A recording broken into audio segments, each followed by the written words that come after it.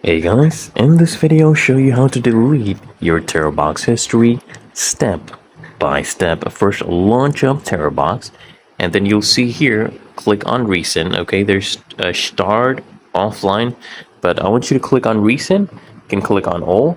So here you can see I have 4 images that I went and downloaded. So if you want to delete this history, you can come here and click on clear history, click on these 3 dots, click on clear history. Or what you can do is come here, open these images up. You can hold to select multiple and then clear history for those, or you can select all of them here at the top right and then click on clear history. So once I click on this, it would clear my history. As you can see, record was cleared successfully.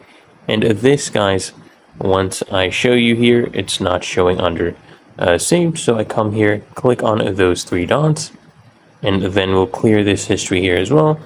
And there we go. The record was cleared successfully. It's really that easy and simple, so I hope this guide provided value to you, and if it did, consider smashing the like button, as well as subscribing to find your solution, and I'll see you in the next one.